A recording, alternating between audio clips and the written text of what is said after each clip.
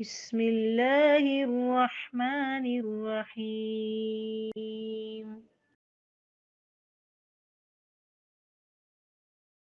باب عیادت المغمى علیہ، بے ہوش کی عادت کرنا. جیسے آئی سی یو میں بعض اوقات قوموں میں لوگ پڑے ہوئے ہوتے ہیں یا انہیں کچھ ہوش نہیں ہوتی، بڑھاپے میں ہوتے ہیں، تو کچھ لوگوں کا خیال ہے کہ بے ہوش آدمی کی عادت کو کوئی فائدہ نہیں، کیونکہ اس کو تو پتہ ہی نہیں.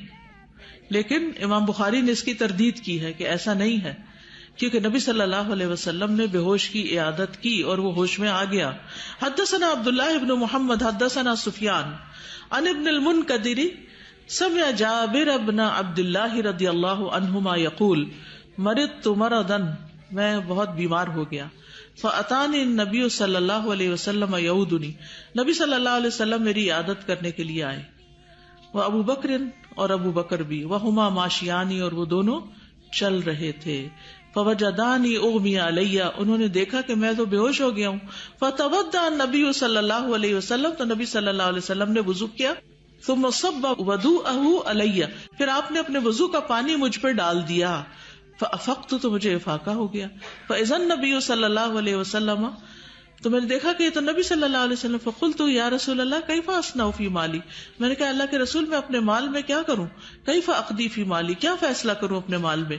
فلم یجبنی بشیء، تو آپ نے مجھے کچھ جواب نہ دیا. حتی نزلت آیۃ المیراث، یہاں تک کہ میراث والی آیت نازل ہو گئی.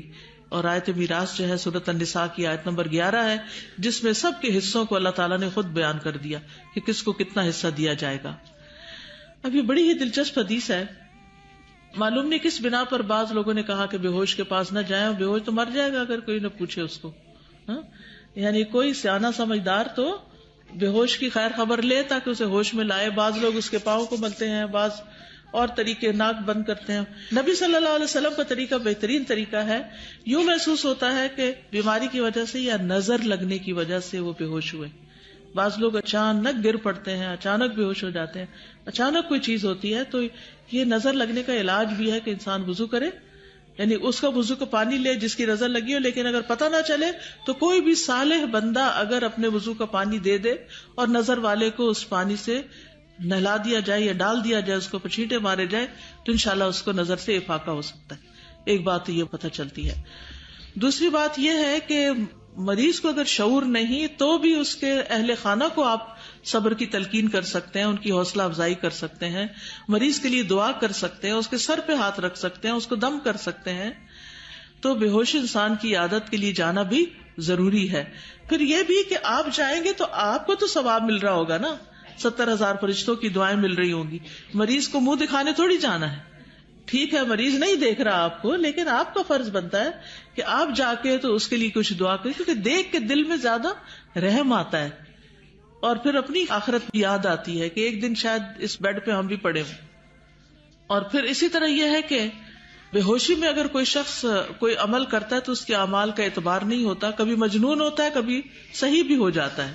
کیونکہ 3 لوگوں سے قلم اٹھا لیا گیا، بے ہوش پر نمازیں نہیں ہوتی، اس کے اوپر فرائض نہیں ہوتے. اب اگر کوئی شخص سال بھر بے ہوش رہے تو اس کی سال کی نمازیں معاف ہیں. اسی طرح اگر آخری دنوں میں مریض بیمار ہو جاتا ہے، اس سے کوئی ہوش نہیں، تو بعض لوگ پریشان ہوتے ہیں کہ اس کی نمازوں کا کیا کریں. تو اس کو تو ہوش ہی نہیں، اس پہ تو نمازیں اب فرض ہی نہیں.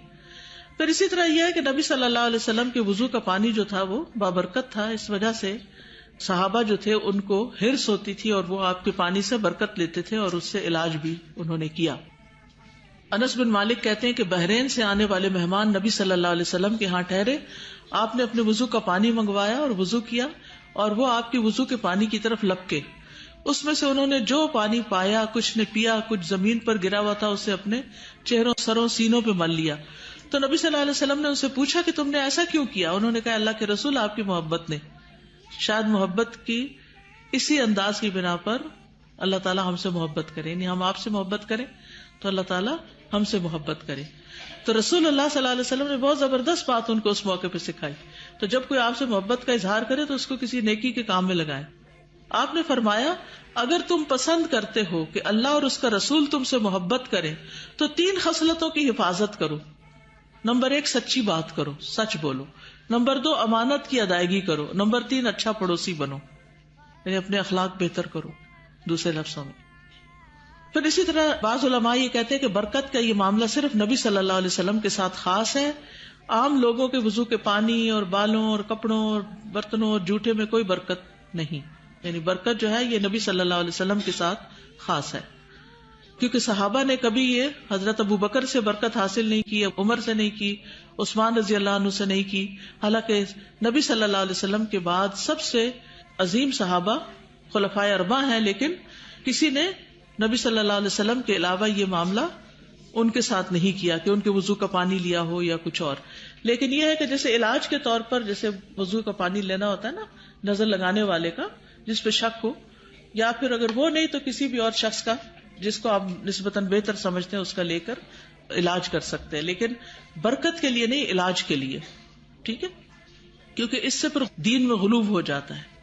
پھر اسی طرح ایک بات یہ بھی اس حدیث سے پتہ چلتی ہے کہ نبی صلی اللہ علیہ وسلم اس چیز کے بارے میں جواب نہیں دیتے تھے جس کا آپ کو علم نہیں ہوتا تھا. سبحان اللہ. یعنی صحابی بے ہوشی سے اٹھے ہیں اور جلدی میں ہیں، 2 دفعہ سوال کرتے ہیں، آپ جواب نہیں دیتے. کب جواب دیتے؟ جب آیت نازل ہوتی ہے. تو ضروری نہیں ہوتا کہ ہر ایک کے سوال کا جواب دیا جائے، علم حاصل کر کے یا تحقیق کے بعد جواب دینا چاہیے. Alhamdulillah, all praise to Allah. Alhamdulillah,